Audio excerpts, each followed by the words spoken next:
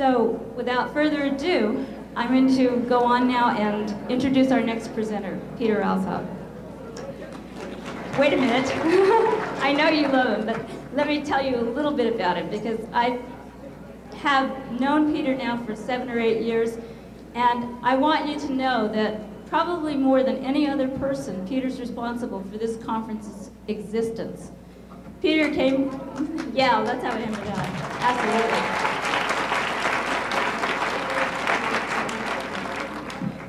Peter came to me when I was a somewhat conservative conference organizer and said, I'd like to sing at your conferences. And I said, someone singing at my conferences? You know, we do professional conferences. We can't have anyone singing.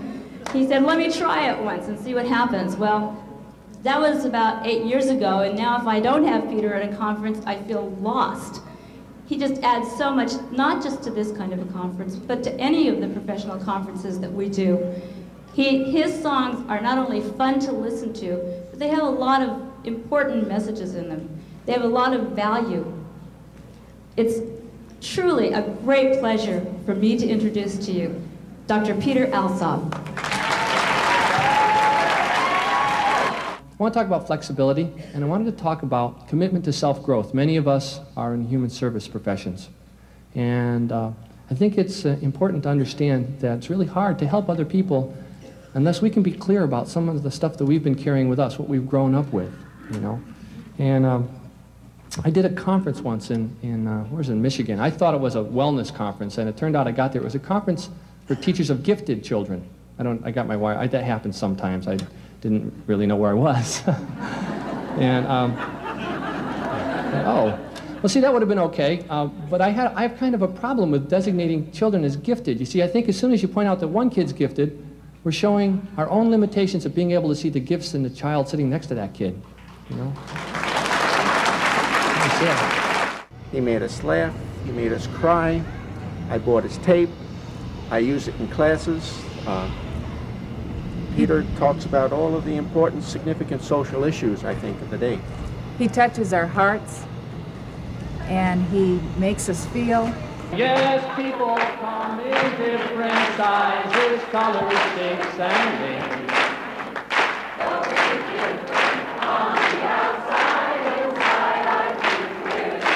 Yes, people come in different sizes, colors, shapes, and names.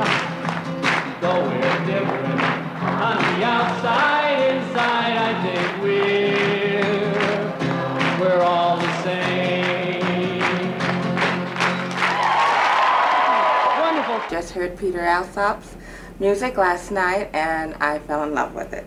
I believe that it reaches all races, all age groups. I like your tapes because they're funny and they teach stuff. And I like them because they deal with real-life issues, codependency, and all that baggage we brought from childhood that all of us have and we've passed on to our generations, trying to stop those vicious cycles. It's real important.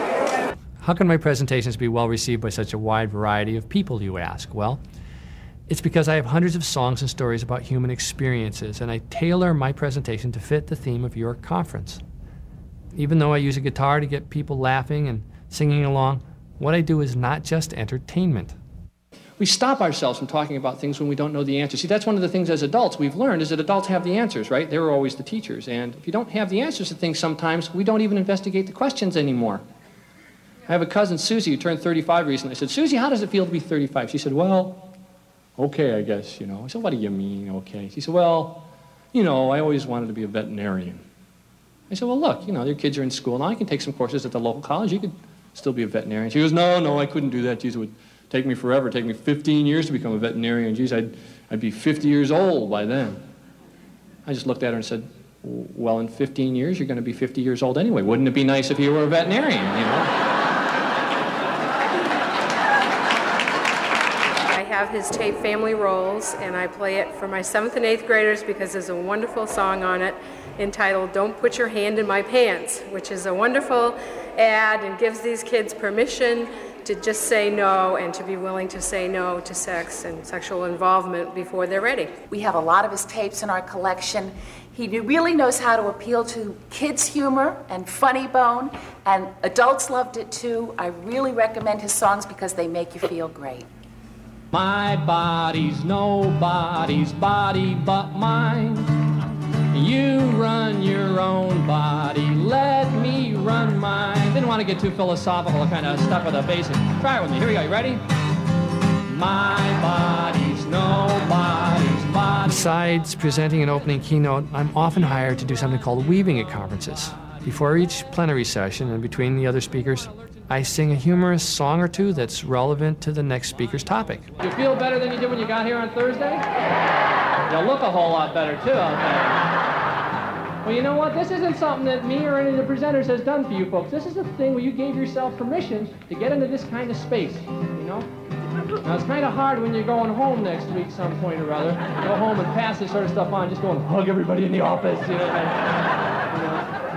So what I want you to do is just take a moment, close your eyes, and see how you're feeling. Check out your ankles. Just see if you can identify this feeling. Your ankles feel okay, your knees are good. How's your pancreas, you know, kind of. You can get this feeling back anytime you want. Things can be going awful wherever you are. All you have to do is go over in the corner all by yourself, hold your own hand, and this feeling will come zooming right back to you, okay? Well, the boss said, Dan, clear out your desk.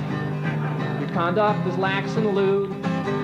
Any deviation from standard medical practice can get us sued. Now, Dan don't feel so bad for himself. In fact, he's kind of proud.